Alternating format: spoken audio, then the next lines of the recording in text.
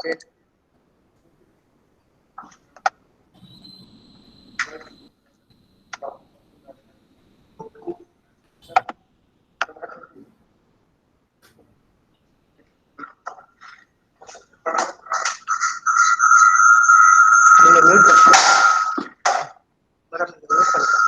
Good morning, everyone. Good morning, everyone. So good morning, sir. Good morning. Good morning. So good morning to all, sir. Very good morning, sir. Thank you. Very good morning.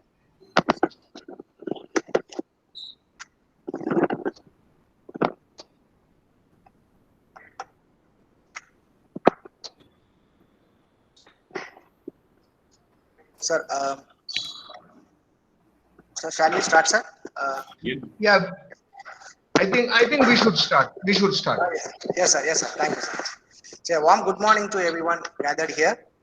On behalf of the management and Department of Civil Engineering, SR University, erstwhile known as it's SR Engineering College, Warangal, we would like to welcome you all to the 5 days FDP on sustainable materials for smart cities and challenges and recent trends. Sponsored by AICTE Atal Academy, organized by Center for Construction Methods and Materials. It is an honor to have you all here on this special occasion. Well, welcome you, sir. And myself, Dr. K. Rajesh Kumar, Center Head and Associate Professor in the Department of Civil Engineering, SR Engineering College. Once again, I welcome to all dignitaries to the virtual online FDP. Sir. Now, the invocation.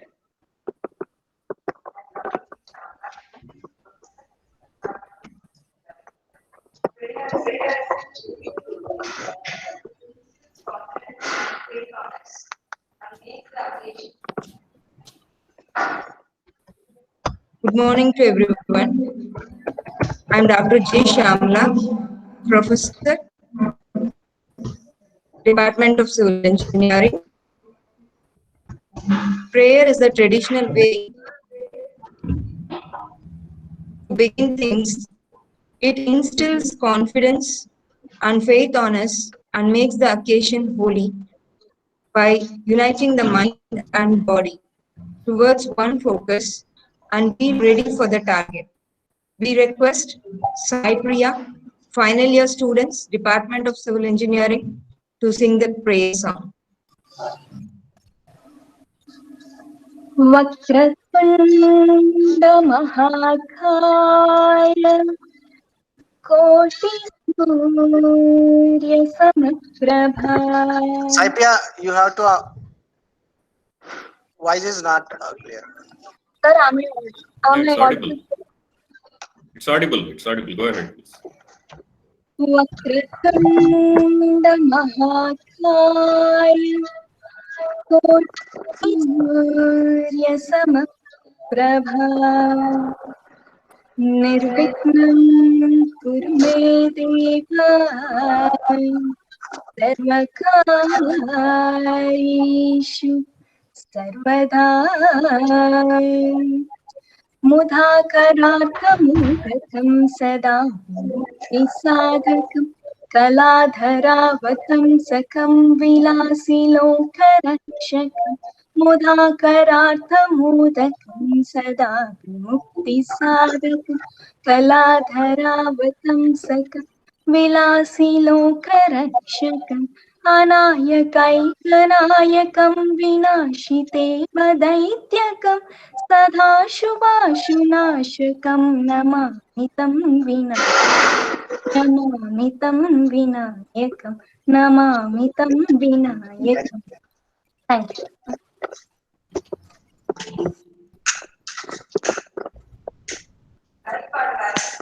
Life and life are complement each other in many ways. We request the coordinators and team to eliminate the traditional lamp and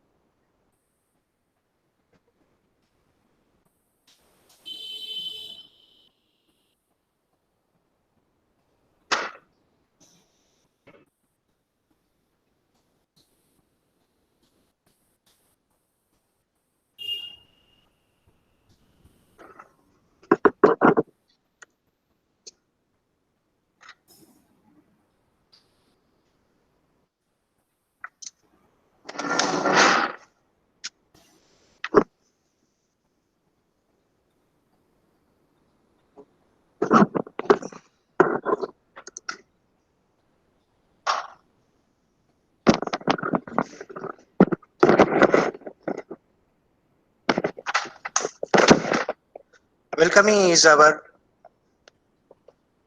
innate pleasure and treasure that is often expected and exchanged in all walks of life. It makes the occasion special. We request Dr. R. Gopinath, Professor and Head of the Department of Civil Engineering, to welcome the gathering and to spell a few words of introductions about the FDP.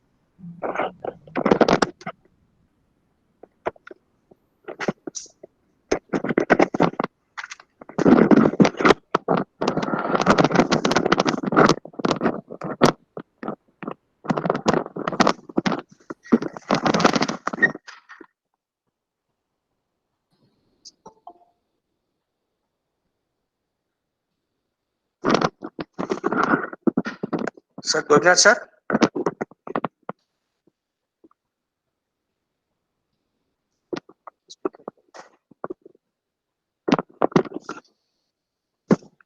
Sir, Gopinath sir.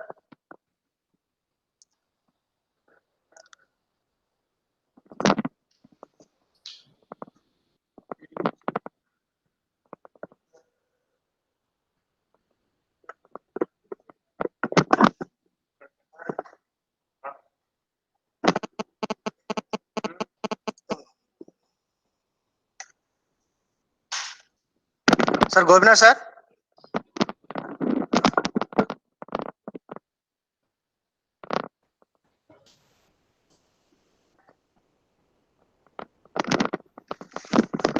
So I think Sir is having some net problem, net issues, internet outages. So better I will give a small introductions about this workshops. Yeah, he's back, I think. Gopinath sir is there. Dr. Rajesh.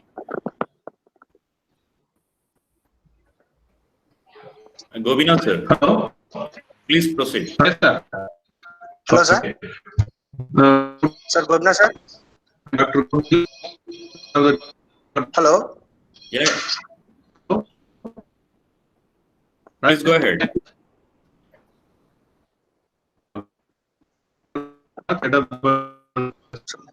My voice.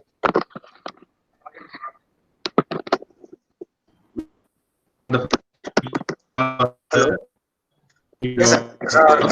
About this workshop, the sustainable materials are going rapidly and the developments are making a tremendous impacts in infrastructural development, urban planning, and the overall increase in new projects based on the sustainable promises, several in advancements.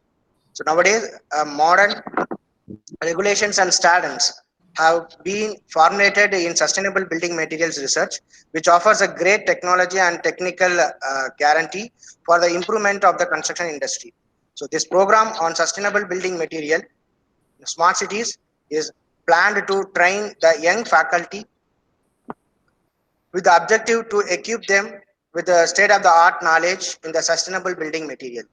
The main objective of this workshop is to provide a common platform of interactions for researchers, academicians, students, government officials about the basic concepts of sustainable building material. And second one, to design and understand the behavior of sustainable building materials.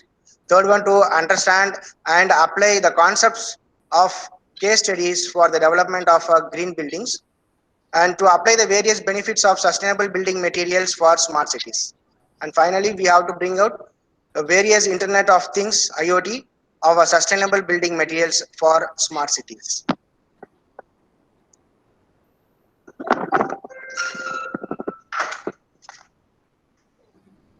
And now this is time for presidential address. Being the presidents of an institutions is a Herculean task. Our presidents of the function is the hero who takes people and principles with the foresights of perfections and proliferations. We are in deep delight to have such a diligent personality among us. I request our beloved principal, Dr. V. Magesh, to deliver the presidential address. Okay. Thank you, Dr. Rajesh. Honorable Chief Guest of today's program, Dr. N. Gopalakrishnan, Director CSIR, CBRI Roorkee. Head of Civil Engineering Department, Dr. Gobinath. The coordinator of this program, Dr. Rajesh.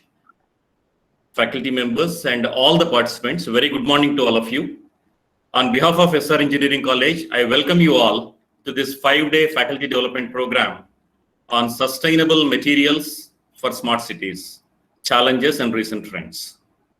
I take this opportunity to thank AICT Training and Learning Academy, HL Academy, for sponsoring this event. And also, I take this opportunity to thank our chief guest, Dr. N. Gopalakrishnan sir, for accepting our invitation and has given the willingness to be the chief guest for this program. Thank you very much, sir. Your deep insights about this topic will definitely benefit all the participants. I congratulate and appreciate the efforts of Dr. Rajesh Kumar, the coordinator of this faculty development program, the head of the Department of Civil Engineering, Dr. Gobinath, and all the faculty members of Civil Engineering Department. I hope everyone is taking utmost care of yourself and your family to stay safe during this COVID-19 pandemic. I really appreciate all the participants for the enthusiasm shown in participating in this event and for utilizing the time productively during this COVID situation. So let me brief all of you about our institution. SR Engineering College was established in the year 2002 and became autonomous in the year 2014. During the past 18 years of our journey, we have achieved several milestones. This institution has got A-grade accreditation status by National Assessment and Accreditation Council, NAAC. And all the BTech programs of this institution were accredited by National Board of Accreditation in Tier 1 category. And we have the credential of our institution hosts a technology business incubator sponsored by Department of Science and Technology, which is in fact the biggest space available in Tier 2 cities in India. 13 startup companies are already incubated into this TBI. And SR Engineering College has created a sustainable innovation ecosystem and attained All India first rank among private colleges in Atal Ranking of Institution on Innovation Achievements. This is ARIA 2020. And also this institution has achieved 160th rank in NIRF in engineering category and is in the rank band of 151 to 200 in the overall category. So our faculty and students so far have published more than 50 patents and 25 patents are more in pipeline. And we have conducted a number of sponsored research programs. So far, 52 sponsored research projects as well as programs were taken up by the faculty of this institution. I hope the deliberations from various distinguished speakers of this faculty development program will benefit all the participants to update their knowledge. With this brief note, I convey my best wishes for the great success of this faculty development program. Thank you, everyone.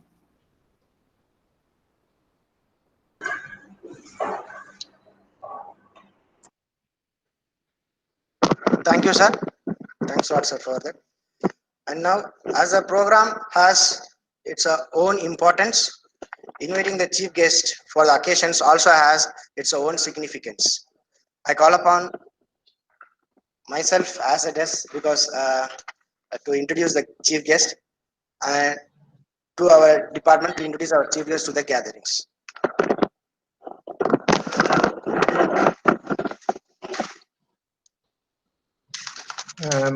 Mahesh, introduction may not be required. Mahesh, am I audible? Yes, sir. Is there, sir? Sorry. Professor Mahesh is principal, and Yes. Rajesh, I had a confusion. Dr. Rajesh, you should not introduce me. Let us go into utilizing this 45 minutes in a more productive manner. If I am not audible, kindly Yeah. flag me. Right now, I have been for the last 25 years as a scientist in the CSIR institutions. Two institutions I represent. One is Central Building Research Institute, another one is Structural Engineering Research Center. I'm basically a structural engineer with a dynamics and earthquake engineering background. This is all that is required. And off late for the last 4 years, I've been holding the rank as Director CBRI Roorkee, one of the foremost institutions in the building sciences, comparable to the Building Research Institute of UK, Japan, and all those things. Has got a very good fire research lab, has got a very good materials testing lab here, and a lot of new materials are being evolved here. And we also have a composite divisions here. And then there are various, there is a very good geotechnical engineering division here, geohazard division, so on and so forth, in addition to structural engineering. These are all the background of this. If I'm not audible, kindly flag me. Some of you should stop me if I'm not getting audible. And I think the others who have been here may kindly mute the system such that we are not getting into unnecessary kind of noise in the system. My sincere thanks to Professor Mahesh, who is holding as the principal of SR School of Engineering within SR University. There will be a School of Engineering in any university. There could be School of other business school and all those things. I really do not know the structure of UI University, but all the best, Professor Mahesh, doing a great thing. And I'm very pleased to see that. I'm very delighted to see that NIRF you hold 160th rank. It is not a mean achievement. And then in the other one, you hold for the engineering colleges rank 1 for the Arya Atal Research Innovation or whatever. You hold the rank. My sincere congratulations to you. And I also wish all the best for the head of the Department of Civil Engineering here. I'm a civil engineer myself, Professor Gopinath. Professor Gopinath Ravindran, it seems to be his full name. And then the young faculty, Rajesh. And there are quite a bit of others who are appearing here. Dr. Sunil Kute, who has appeared here, and Shamla Murthy, and those young kids who have sung the invocation song, so on and so forth. So with this, we'll straight away start this. I will start sharing my screen right now. Let us see what all this sustainability is all about, and then we'll go ahead in this.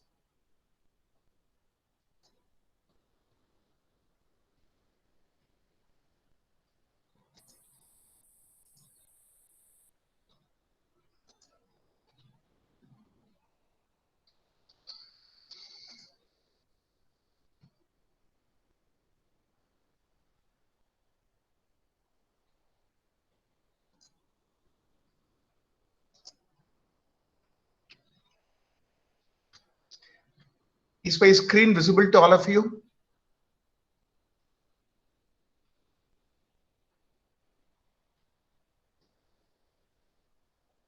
Sir, no, sir. It's not visible, sir. It's not visible. Let us wait for a half a minute lag time. Let's see that it appears.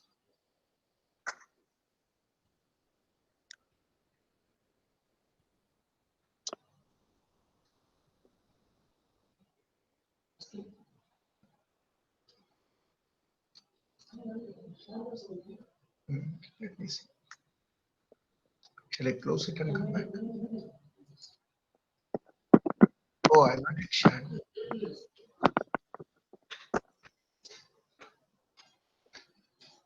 Share your entire screen.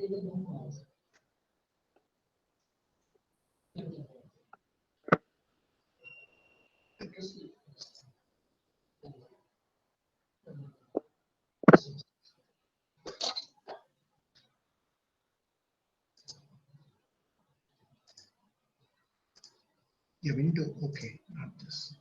I put the entire screen. Is it visible now? Yes, sir. Visible, sir. Thank you, thank you. I shared the entire screen. I think that's a mistake. Let's talk about what is sustainable, not only materials, developments in the whole of engineering. Sustainability seems to be a very important buzzword right now, a very key word. Then we seem to talk about that. Sustainability has, to me, as an Indian, as a simple Indian, sustainability is synonymous with, I will tell that it is synonymous with the Dharma, nothing else. So you need to, there is a Sanskrit saying which tells that Dharmo rakshati rakshitaha. That means if you protect Dharma, it will protect you. So if you protect the nature, nature will protect you. It's simple like that. And if you are exploiting the nature, you are going to pay the price of all those problems. So that is sustainability. So that simple definition of what is sustainability is about. But we need to have indicators. In engineering or mathematics or physics, we need to have indicators. We need to have numbers to tell that what is sustainability is all about. So I will refer you to few of the very interesting documents by a professor called Frank Gopal, who is a very important person in infrastructural engineering. He is the editor of one of the very important journal in ASCE and a few other Elsevier and few other publications. His name is Frank Gopal. I will refer to some of the indices what the sustainability is about. We also talk about quite a bit of other terminology. I will have introduced with quite a bit of other terminology called as circular economy. What is circular economy about? Circular economy is also called as various other terminology called as cradle to cradle. What is cradle? Cradle is where the baby sleeps, and back to cradle. So when you start the whole material science of engineering, when you start using your cement, when you start using your bricks, so how naturally it comes back to its original form. Suppose you take the brick from clay, burning the clay with, combining the clay with limestone, then burning them, make clinkers, add calcium sulfate or gypsum to that, and then make a material. And after its purpose in its life cycle, 100 years or 75 years, how it comes back to the same form. Let's look at our own examples from the nature. You need to see that what is nature. Circulant economy and a non-circulant economy, there is a small difference. You try to create a lot of materials, utilize them, and then you really do not know how to make use of them back to its normal usage from the second cycle. It goes on for a second cycle. Let us see how the nature deals with that. You come to a place like Delhi. I do not know, many of you might have visited Delhi. Here you will see, when you see a little bit, when you go away from here, you will see Himalayas. But in Delhi, you will see two small mountains. You have to go across what is called as a Kazipur and see a small mountain. And there will be a lot of birds and vultures flying all over that place. Not a bad side, it is okay. But then you see that it is the mound of waste that we have accumulated over many years. And what are we going to do with that? Every urban city is going to be a sprawling place for all those kind of things. We do not know how to utilize them again. So there are headaches. Plastic is a very, very interesting material. Plastic is a beautiful material. It has come into life almost 75 years back. There are very many avatars of that: polyethylene, polypropylene, polyvinyl chloride, then polytetrafluorethane or something like this. And there are very many materials like that. Puff, so many materials like that. So it's a beautiful material, versatile material. You can shape them to any form. There is two kinds of materials which are called as thermoset and thermoplastics. You may know that. And thermoset gets set and you may not be able to recycle that. Thermoplastics, you can, as one of the categories, you can recycle them back. But what kind of damage to the atmosphere you are creating? Is CO2 the only enemy for you? I may not agree with that. Is CO2 is part of your life also. It's part of the food that you have taken. Whatever the breakfast you have taken, it is coming out of the carbohydrates. Carbohydrates has two components. One is CO2, another is water, nothing else. You take a crystal of sugar and try to put it, take it on a spoon and then try to put a flame below that. You will see that water is evaporating and the dark matter is left out. So that is that. Is CO2 all the problems? CO2 is a problem when you are creating CO2 beyond a limit at which nature can utilize. Simple.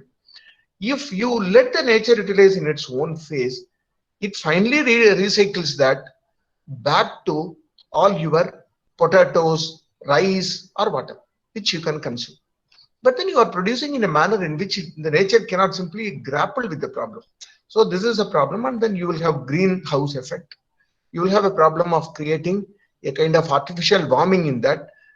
Infrared rays gets trapped into the atmosphere and you will have a lot of problems. So you need to respect the planet Earth, finite size and resource. This is all like tall talk. Whatever I am giving you is a tall talk. Who respects what? We are driven for money. We are driven for a finite sources and all those things. And then we have a kind of thing, how we grapple the maximum, how maximum we can take and then utilize them. So this has been the thing. Unless you put indicators and try starting people, start punishing people. I will not tell punishing people, at least rewarding people who have been respectful to the, let me say, the use of the Mother Earth. So that's a kind of thing. There have been various policies. I'm not reading all these slides here. Kindly look into what is called as the 6R principle. We used to tell about 3R. Reduce the utilization of materials, reuse, recycle, reduce the utilization first of all. Don't use a material more than what is required. Then try to reuse them, try to recycle them back. Nature finally utilizes CO2. It also finally utilizes your nitrogen that you are consumed in the atmosphere. Nitrogen holds nitrogen oxide is actually 70% of the total atmospheric air content, other than carbon dioxide and other things. And finally, when it makes use of that, all the protein is made from nitrogen. The plant makes use of that. So everything is finally used. When the bone decomposes, when the bad smell of hydrogen sulfide comes, when the bone and the flesh decomposes, a lot of nitrogen is evolved in the atmosphere. There are bacteria sitting on that, which finally puts it back into the atmosphere. And finally, all these leguminous bacteria take them and convert them back into your beans and all those protein-rich vegetables. So that's why the nature functions. Let's take all the lessons from the nature. So there are very many policy issues that have been done. There is something called Sustainable Development Goals. There are 17, 18 numbers of Sustainable Development Goals, and it is very important. Our development, so-called development, if it is coming out of an industrial revolution, more of manufacturing, if it is coming out of your own software-based resolution, which Andhra Pradesh or Telangana or Karnataka are very good for, whatever be the development coming, the development has to sustain and coexist with nature without unduly disturbing the resources used in the nature, without unduly using the energy in the nature and all those things. You know, all of you know that energy and materials are actually interchangeable. This is how the famous discovery of Einstein, E equal to mc square, actually tells that they are actually can come in between. Part of energy can go back to material, part of material can go back to energy. Despite the fact that you will have what is called the law of conservation of energy and materials. But law of conservation of energy does not hold good when there is a nuclear reaction happening. So all those things happen. So let us see what happens of if we are unduly spewing carbon dioxide into the atmosphere, then what the nature can capable of recycling back. When you come to Ganga, when you come to North India, you will see the Ganga nicely flowing, and come to these places called Haridwar or Varanasi, and just see that if you feel that a small amount of your sewage and other things can be put into the atmosphere, the Ganga turns black, but after 2 or 3 kilometers, it again turns good. So there is a process happening by aerobic decomposition, anaerobic decomposition. So many things happen. There are a lot of bacteria which are good. There are a lot of viruses which are good, which act on that and convert them back into the forces of nature. But when you put the Ganga, load that with more than what it can cycle back, you really cannot get it back into the original shape of what the Ganga is being worshipped. So this is what is happening. Now, what is composed of your sustainability? Sustainability is the topmost cycle on the whole aspect. Below that, you have very many things. How are you going to have an energy conservation? How are you going to take care of an energy efficient civil engineering building? So how are you going to make use of all the bricks, cement and other things and convert them back? And how are you going to minimize the water? Each one of them have got a factor. When you classify your building, green buildings, the green buildings have very many factors, and there are very many ways of classifying a building as green building, including the energy utilization, including how we are going to recycle all those materials, including the water usage and the sewage recycling, so on and so forth. There are very many things available in that green. So the green building is not painting your building with green. There are so many other parameters in there, and the parameters have to be pragmatically developed.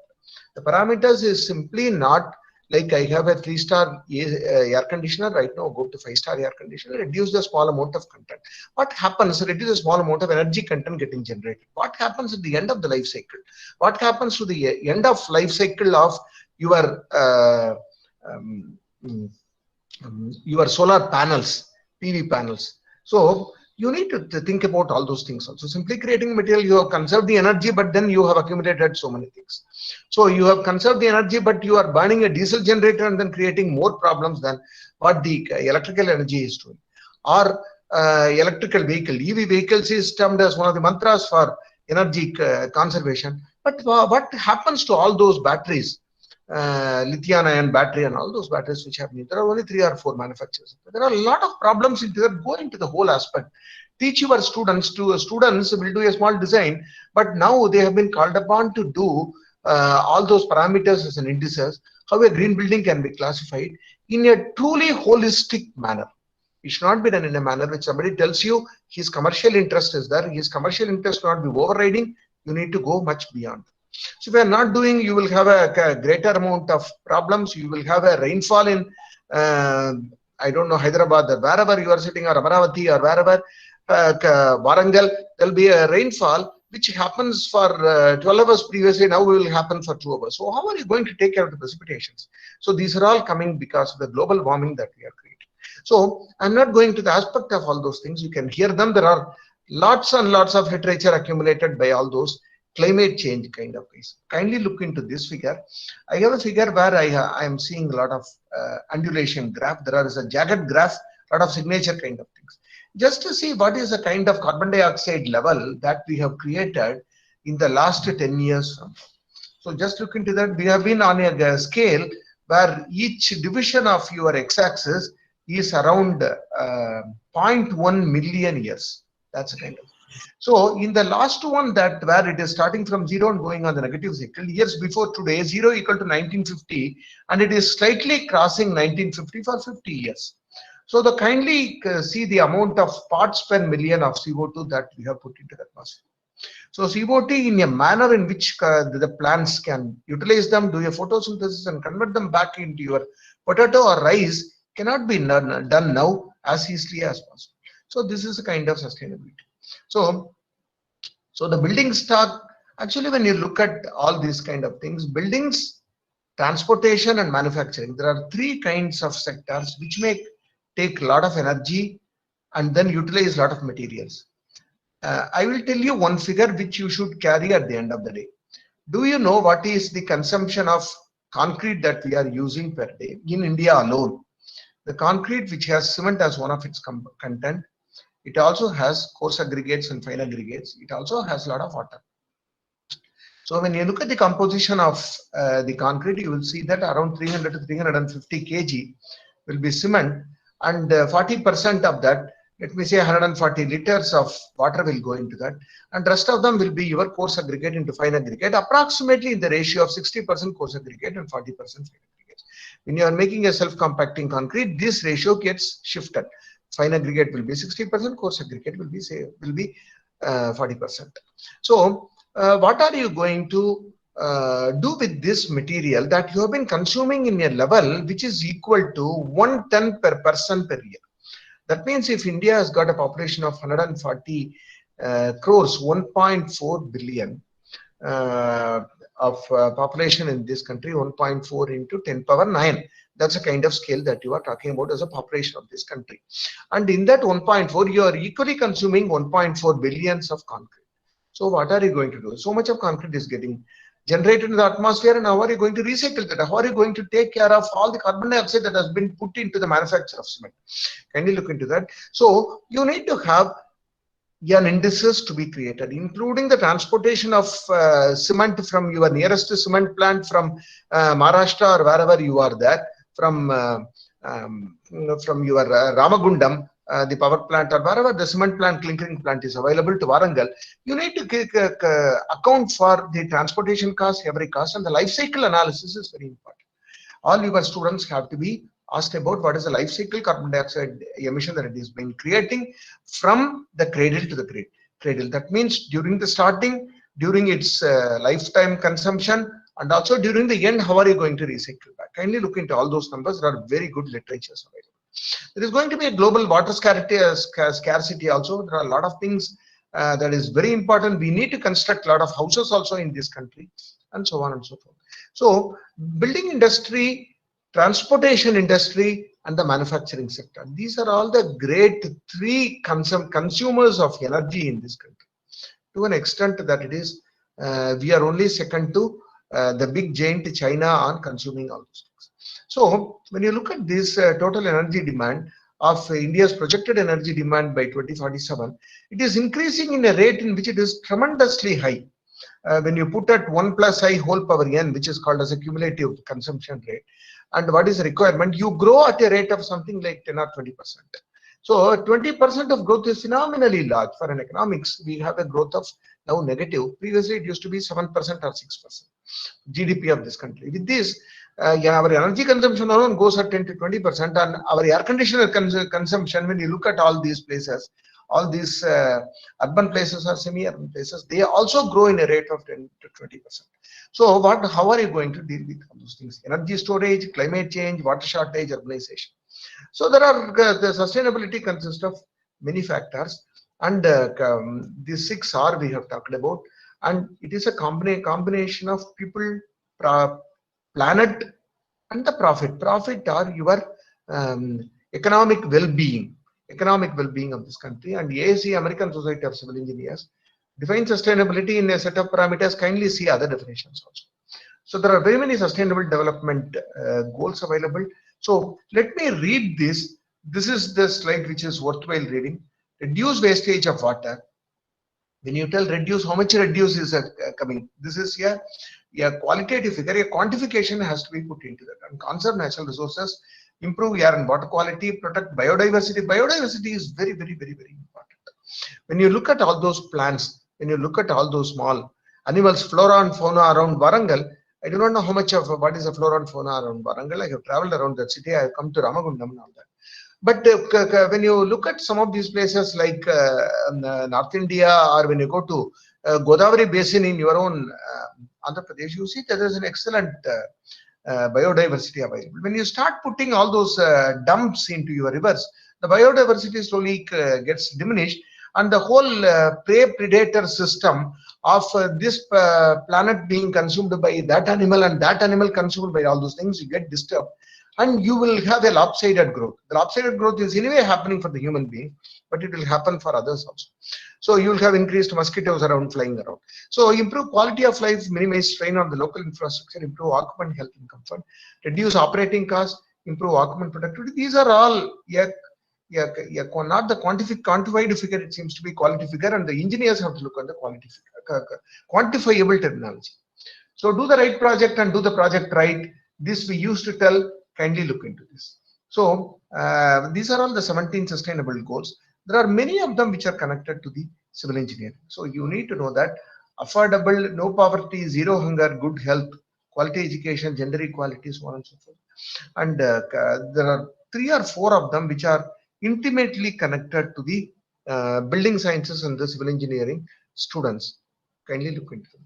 And I am now narrowing down onto what is the India Cooling Action Plan, and how are you going to reduce the energy demand?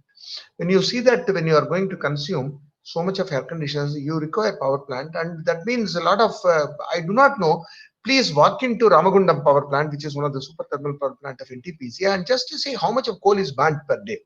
You'll be surprised. There will be 70 rigs, 70 trains, or 70 or 80 trains. Each one of them will be 5,000 tons. 5,000 into 70. Just imagine 35,000, 50,000 of tons of coal is being burnt to create the energy around this whole area where you are sitting at Warangal. So kindly look into that. That's a kind of thing that we are burning. So is resorting to solar power the only efficient kind of thing? Not necessarily so, unless you have the last mile connectivity of how you are going to use their photovoltaics. So there are very many things. 25 to 40% reduction in the cooling energy requirements, and 25 to 30% reduction in refrigerant demand. Refrigerant is a very, very, very, very dangerous material, and it actually removes what is called as the ozone and creates a hole in the atmosphere, and you need to look into that. There are very many refrigerants which have been classified as not to be used, and our great guys from Samsung and other places dump you with materials. And how can we do a sustainable development in all those things? Perform life cycle assessment. It is very important that you do, at least to get a grip of how much of carbon dioxide you are generating, how much of life cycle cost for a building that you are generating, which you have constructed without proper ventilation, so on and so on. And how do you use the resources wisely? Plan for resiliency. What is resiliency? This is another important terminology being used. There are very many literature available. Kindly look into that. Resiliency is how the economy will spring back to normalcy after you have depleted resources either through a natural hazard or a disaster, or through for example, we are in a COVID situation. The COVID situation is, I do not know whether you have figures. We have been testing something like 10 lakh of testing per day. 10 lakh is 1 million almost. Tests are being conducted in this country right now. And the 1 million, what is the cost of that? Each test at least costs you 1,000 rupees. So 1 million into 1,000. So kindly see the kind of biomedical waste we are generating. See the kind of energy or the economy that we are depleting by doing only testing. So these are all the natural hazards which actually put a small dip into your the whole the process of economy, and how the economy is going to spring back into that is a measure of the resiliency of the whole system, economy, decision makers, so on and so forth. So avoid the use of the products that have toxic and other emissions. Again, this seems to be a very qualitative. So let us come back to what CSIR CBRI has been doing for sustainable development. One of the things is, these are all small things. We talked about great things, but then devil is in the details. You need to know what is the details. Construction demolition waste is one of the very, very important areas of working. We are trying to build a house here on CND waste to utilizing CND waste in the CND concrete totally without resorting to normal concrete. And we have been also working on all those fine particles which are generated in this place in Rajasthan, including the marble quota. Many people have worked on that. That's a marble stone. It is called as the inferior marble stone. The regular marble stone you can use for your cement wastage, but here you use an inferior marble stone. And how will you convert them back into cementitious materials? We also work on geopolymers. Some of you may be working on geopolymers, and kindly look into that. How you can use cement, how you can use a cementitious material other than resorting to cement. That's a cement geopolymer. Clay and lime fly ash bricks.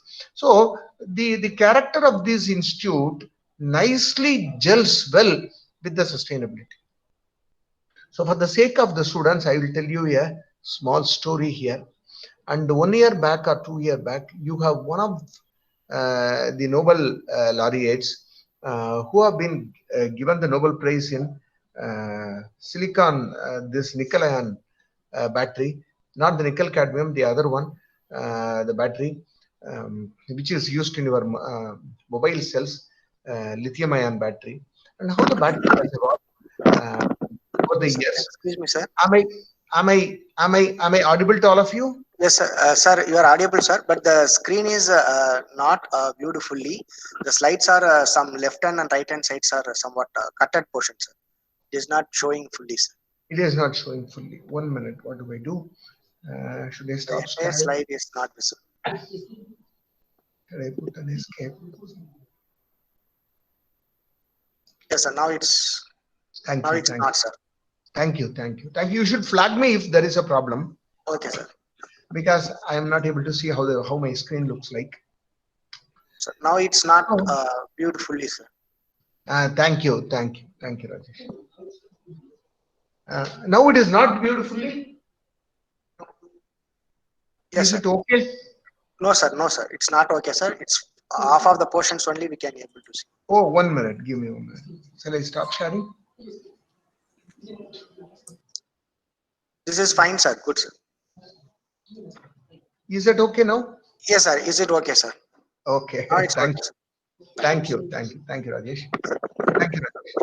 Now, Rajesh, I will tell you a small story for the sake of students. Lithium-ion battery is one of the very important batteries, which is having two important qualities. One quality is how much of energy when you buy a battery, Rajesh and couple of my friends here.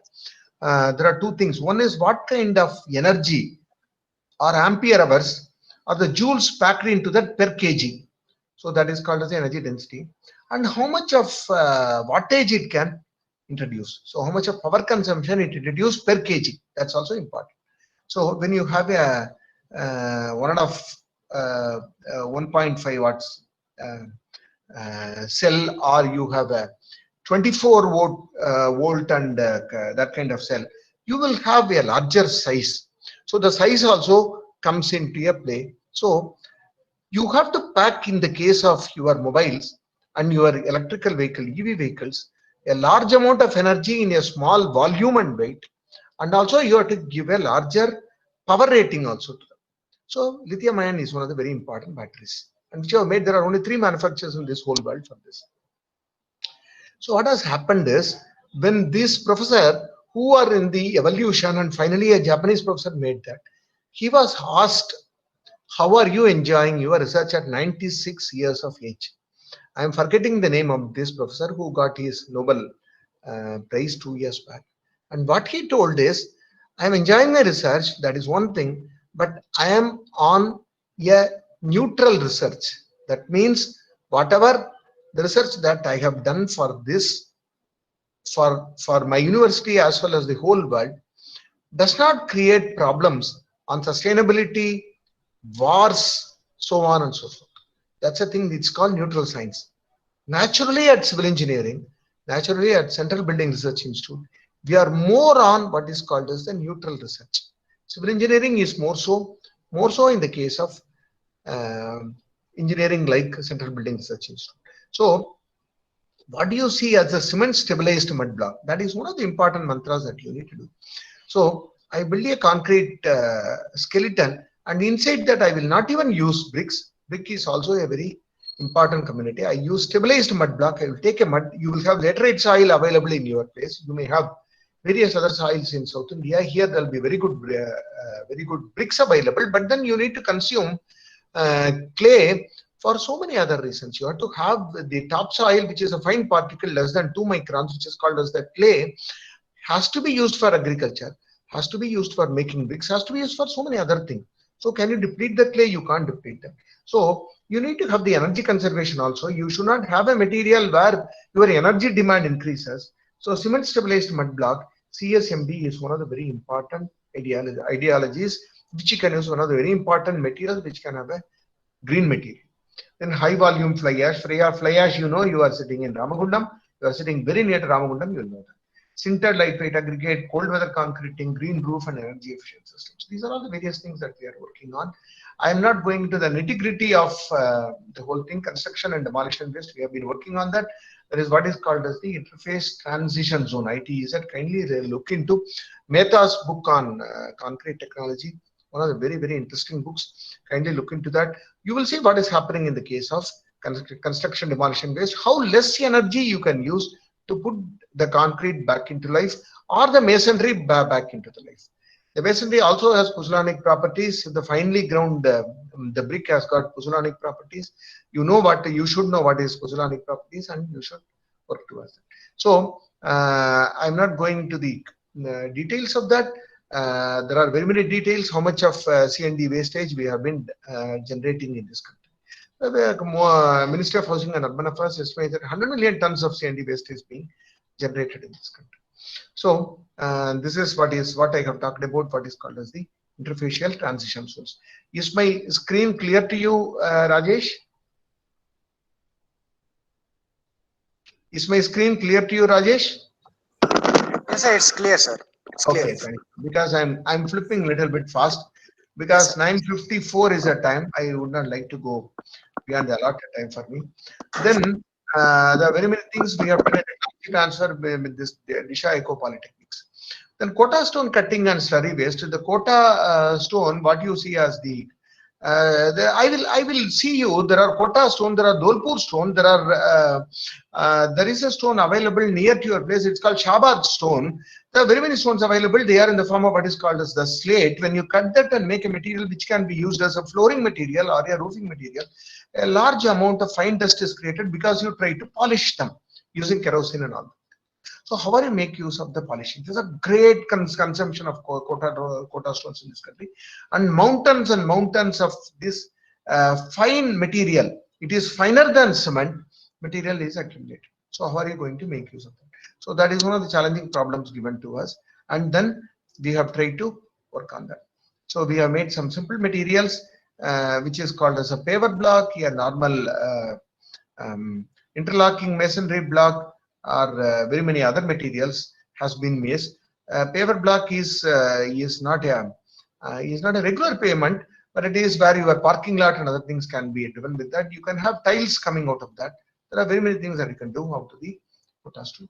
So we have also found an entrepreneur and then who have been able to do that. Then you need to know what is called the geopolymer. Some of you may be working on that. I'm not very sure. Kindly, I'll draw your attention to the topmost right-hand side corner of the screen where you have fine ball-like materials, which is called as the cyanosphere, which is in this great material called fly ash, which is also has a little bit of carbon left out. The fly ash has two important chemicals. Whenever you talk about cementitious materials, there are 4 oxides which are very important. You may know that these oxides are CaO, SiO2, then you have aluminum oxide, Al2O3, and you have iron oxide. Plus a couple of other rare metals are also available. So in the case of cement, you have CaO binding with SiO2 and create what are called as the Bogue components. Bogue components is tricalcium silicate, dicalcium silicate, tricalcium aluminate, tetracalcium aluminoferrate, so on and so forth. It's a very, very interesting process. It is not a very strict chemical process, but it is what is called as the cement solution in water. It is called as the hydration process. So it emits heat into the atmosphere. So it is called as an exothermic reaction. So we work on what is called as calcium silicate hydrate, CSH. But CHS is the binding material which binds your coarse aggregate and fine aggregate. But in the case of geopolymer, you don't use cement. You use some other binders. I will tell you the binders. You use fly ash. Fly ash is a very important hero in this whole thing. And then you try to use what is called as the sodium silicate and sodium hydroxide, which are called as activators. They are called as activators. Then this sets very fast. You need to, this does not set very fast. You need to give heat to that to set. So when you need to resort to what is called as ambient curing, so you need to go for what is called as the ground granulated blast furnace slags. Blast furnace slag is one of the very important process in a steel plant by which a slag is getting generated. And when you are grinding that and granulating that, that can be added with this, which has calcium oxide in a large extent. Fly ash has more of SiO2 plus aluminum oxide. So these are all the contents of this fly ash.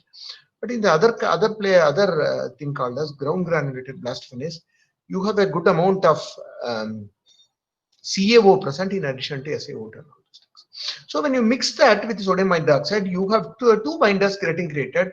NaSH, sodium NaSH. Just remember this terminology called NaSH. Sodium aluminate silicate hydrate, calcium aluminate silicate hydrate. So aluminate forms and the silicate hydrate is still there. Sodium is also formed. So they bind, try to bind, and it has a lot of interesting properties, and you need to look into the chemistry of this. So this is another green material. So we have done a lot of work on geopolymer. Geopolymer can be ideally used in a precast kind of plant. When you need to have a factory made concrete available, geopolymer is one of the very, very important kind of things. You can also do the foaming. You can introduce the pre-foaming. You can introduce. 10 o'clock. Am I to stop now, Mr. Rajesh? Shall I go for 5 more minutes and stop? Sir, no, sir, you Dr. can go ahead, sir. We are waiting, sir. No, sir. Okay. It's not a. We Okay. can go for it, sir. No Even problem. you can take 15 minutes also, sir. It's not a problem, sir. I will give some time for your younger students, young minds to ask some questions, and then I will go ahead. Now, geopolymer, we have made a concrete road here at Dadri and all those places. And very important thing is the civil engineer should not only know structural engineering, he should also know various other consumers, including what is called as a rigid pavement. Rigid pavement is made by concreting, and how to make the road is a very, very important. How the transfer of load mechanism happens in the case of concrete is very important, and that is called as, there are 2 or 3 important equations. It's called the Pigard equation. There is something called as Westergaard equation. A point load is put onto an infinite medium and how the load gets transferred into it. So you need the science which are also behind all those things. Material science is important, chemistry is important, and elasticity and structural mechanics are very, very, very, very important. So we have done it. And another important thing, dear faculty and students, is a cold weather concreting. Concreting does not sit when you go and do the concreting at Kashmir, or when you do that in Uttarakhand hills and other things. So this process, which is an exothermic process, cannot let the heat out, and then you will have problems. It does not set, and the water also freezes inside. So you need to have an anti-freezing element. You also need to have a kind of reaction process by which the reaction also happens at a very low temperature, something like 5 degrees and 10 degrees. So we are also working on cold weather concrete. So we have worked on fly ash bricks. This has been an old story sitting in Andhra Pradesh. You should know what is called as the Falji. Fly ash, there is a person called as, I'm forgetting the name of that person, who tried to make a great, he made a lot of things. I'm forgetting his name. Just to type Falji in your thing and then try to do that. A combination of fly ash plus lime and gypsum. A small amount of lime and gypsum will work wonders. Otherwise, lime is a little costly material. Calcium hydroxide is a little costly materials. That can work wonders. So, energy rating of various walls and how much they consume, I have written in terms of million joules. Million joules can be converted into units of power also, 1 kilowatt hour also, and you can. A lot of prefabrication material that have come out of this lab. And the limestone calcine, this is a very, very interesting material. A lot of IIT Delhi works on that. IIT Madras works on that. Professor Bishnoi and Manu Santanam at IIT Madras works on that. What they try to do is they will replace your clinker by 50%. Your clinker or the cement that is coming from the factory can be replaced by 50%. And you can have a combination of calcined clay added with limestone, not a proper limestone used in cement production, but an inferior limestone, which is coming out of your ceramic plant, that white cement kind of plants. So you can little bit of what is called as the cooking in clay, and then mix it up, and you get a wonderful binder coming out of LC3. I'm building material. There are a lot of agro wastes.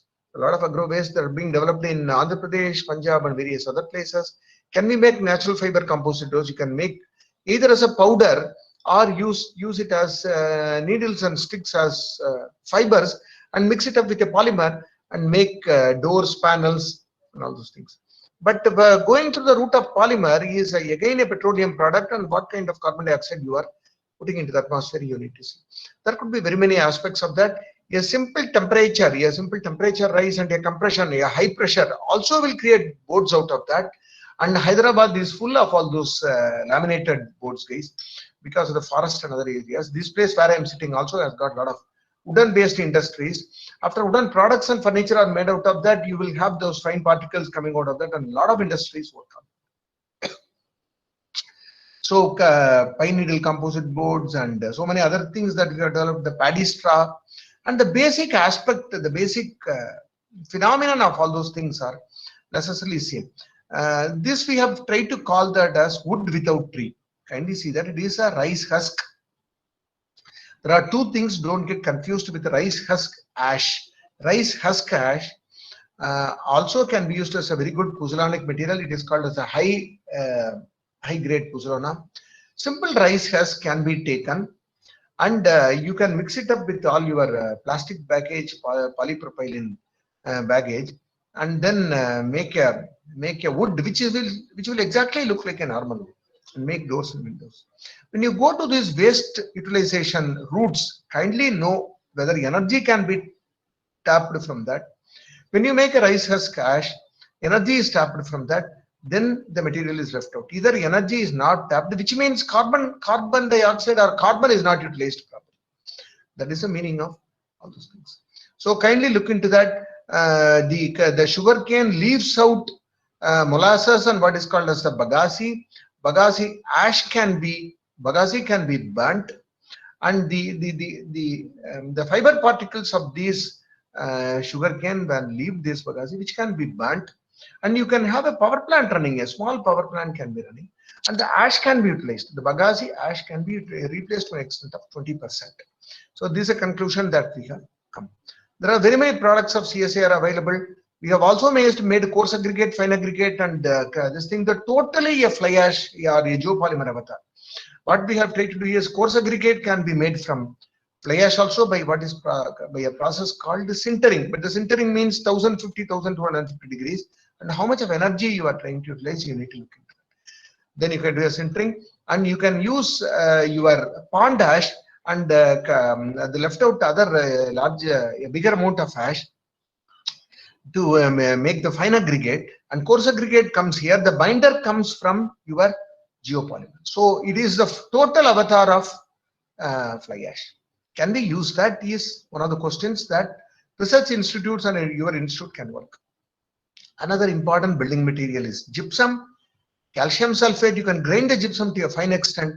There could be two kinds of gypsum. One is called as a fluorogypsum, another is called as a phosphogypsum. Phosphogypsums come from your fertilizer plants. Fluorogypsums come from all those plants which are creating all those refrigerant based industries, and how you can make use of it. There are wonderful work that have come from CBRI on fluorogypsum and phosphogypsum. Very many binders have been created. So building energy efficiency is important. I am back here. I am not going into that. We have done what is called as the retrofit of a normal building. Take a building and then retrofit that with some kind of provisions, and how to make it consume less energy such that you have a very comfortable stay inside. At the temperature where Warangal is situated or your Ramagundam is situated, with 50 degrees, very easily 50 degrees in the kind of summer heat that can come here, how are you going to cool it up?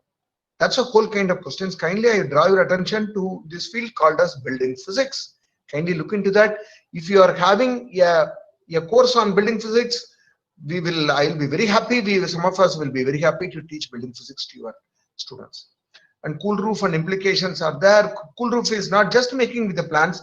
It is not only just making a white painting on that, such that it radiates. If it radiates heat into the atmosphere, then it will create what is called as energy islands or the heat islands.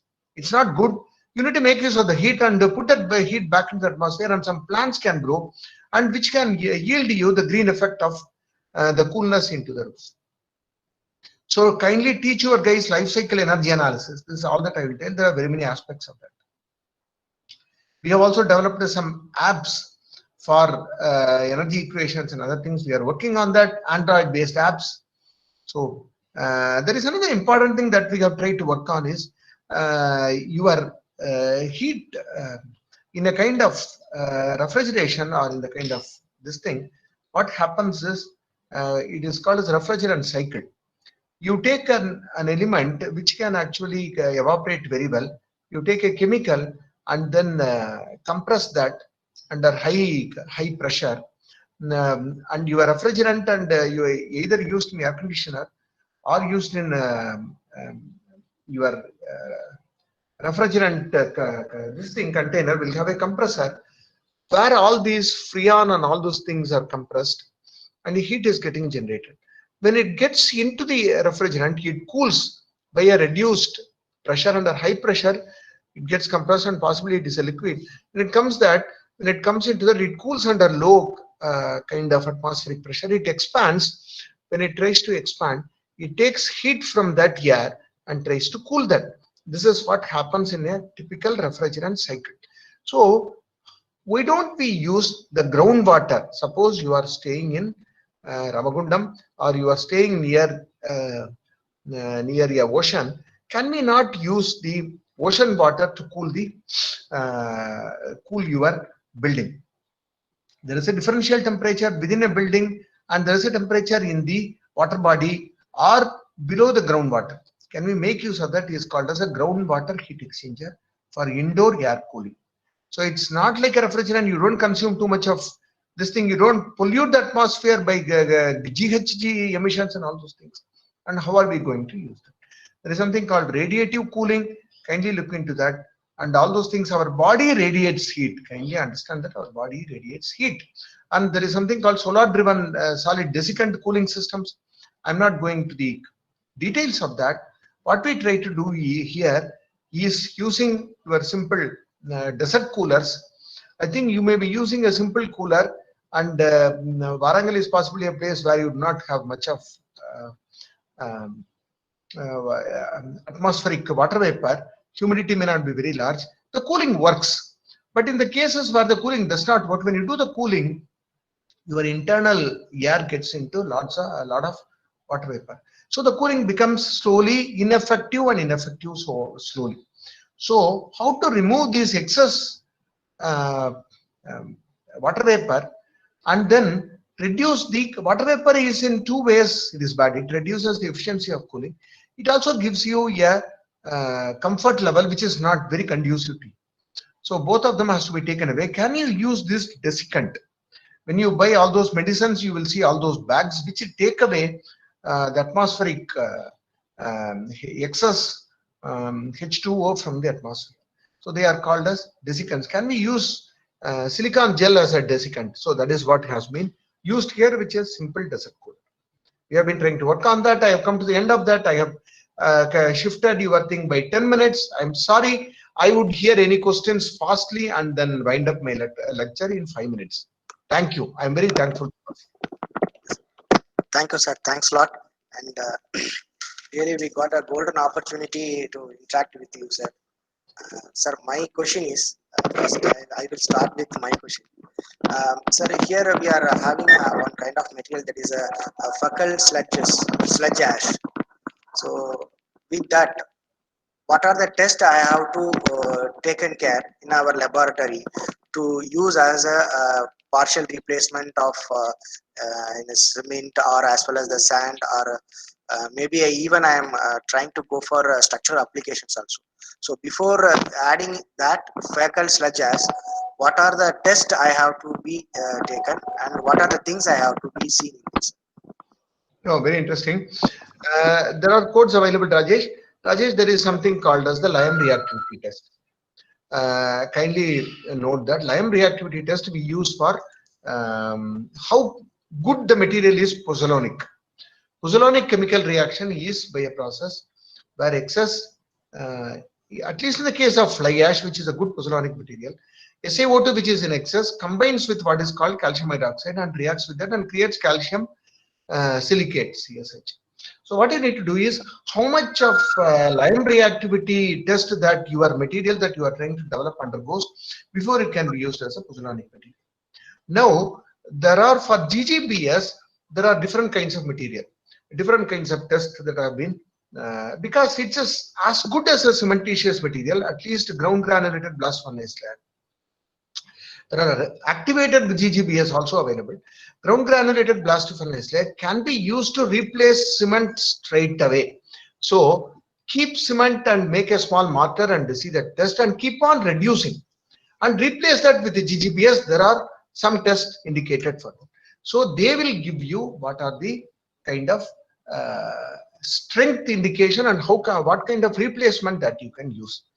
but you also need to do what are called as leachability test, you need to do permeability test, so on and so forth, such that you will know there are 3 or 4 voids, type of voids available in a cementitious: gel pore, microscopic pore. There are so many pores available here, and the shrinkage process is a very, very complex process. You need to know the chemistry, cement chemistry very well.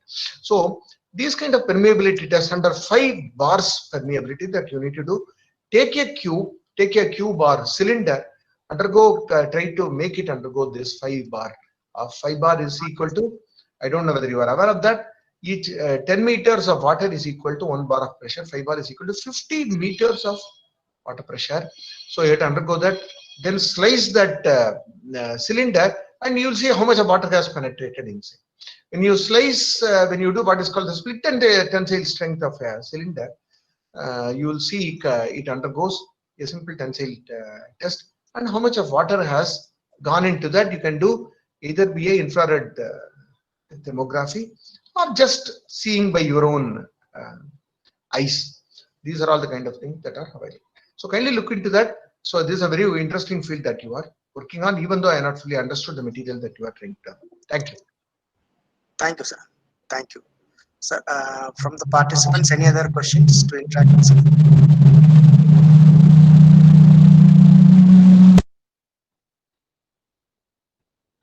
I will be very happy if some of you are good, bright students ask me some questions. That makes me very happy. Good morning, sir. Good morning. I'm Shamla.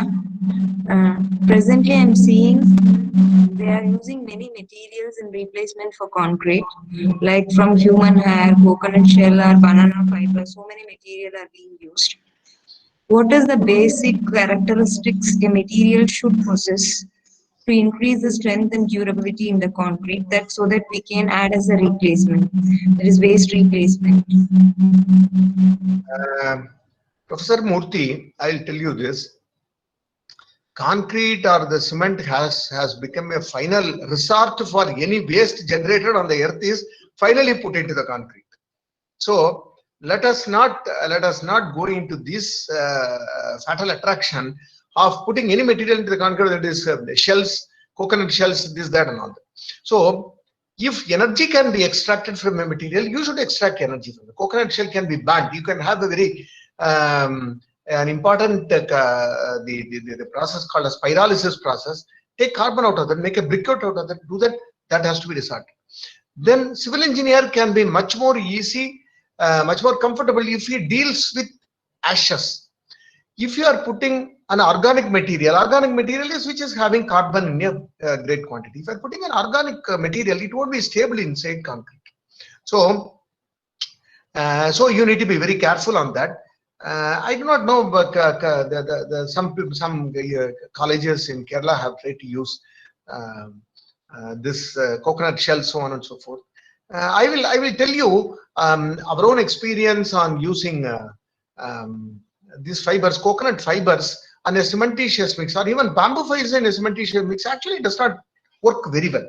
A problem, right? So soch lijiye. So have a overall thinking, understand the chemistry. My only thing that I will try to tell you is, please understand the chemistry of concrete. So I am seeing one more question here by India Cooling Action Plan. Kindly look into, there is a document that is being generated this country called India Cooling Action Plan. How are you going to minimize on the use of air conditioners? Is the India Cooling Action Plan. Cooling makes your brain work in a very efficient manner. All of you may be sitting on a nice air conditioned room right now, but we are doing at the cost of environment. We are doing at the great cost of environment. Can you look into that?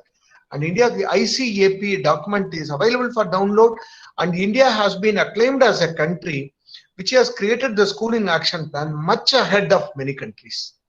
So this is one of the great acclaims for our building energy efficiency group in this country, which comes under Ministry of Energy, Ministry of Power. This is all that I would like to tell.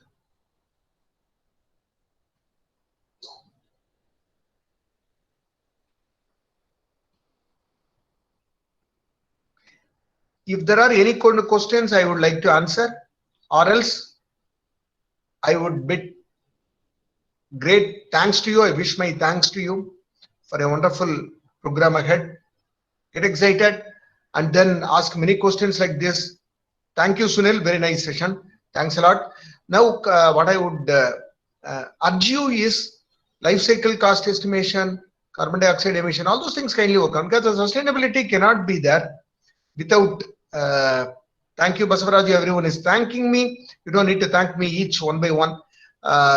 My sincere thanks for Rajesh and Professor Mahesh, Dr. Gopinath, who is the head of the department, Professor Shamala, so many other persons I am seeing here, Professor Shankar, Professor Sunil, so many other Professor Raja Ramanna. This is a wonderful name. Raja Ramanna is a great name, and I'm thankful to all of you. Thank you very much. I will tell Sarve Jana Sukhino Bhavantu in these COVID days. I'm wishing you all the best. Thank you.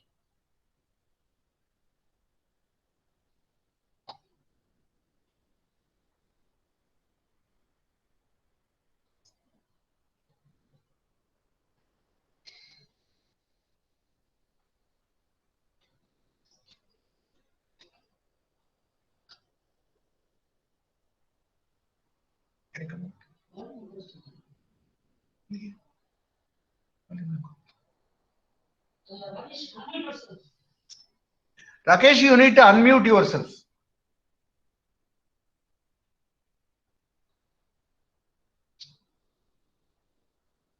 Why am I not able to hear? Thanks a lot, sir. Thanks a lot, sir. Yeah. So once again, I am very much thankful to you, sir, because we got a golden opportunity to interact with you. And even though in the last minute of small changes in the program also you accepted, thanks for that also, sir. And thanks for consent to be a chief guest on this occasion, sir. Thank you very much, sir. And for the participants, thank you, sir. Thanks. So for the participants, there is a combined virtual inaugural function is going to be held, and all the participants, you have to go to YouTube, and I sent a link also, so you can click on the link and you can get in the YouTube. So in the YouTube there is a live sessions for 30 minutes is there. It starts from 11 o'clock. From 11 o'clock to 11:35 they are giving that inaugural functions in live. All the head of the institutions they are joining in that. Moreover, 68 FDPs are starting today. So there is a combined virtual inaugural is there. So we can go for it. And after 12 o'clock again we can meet in the same links. Thank you. Thank you.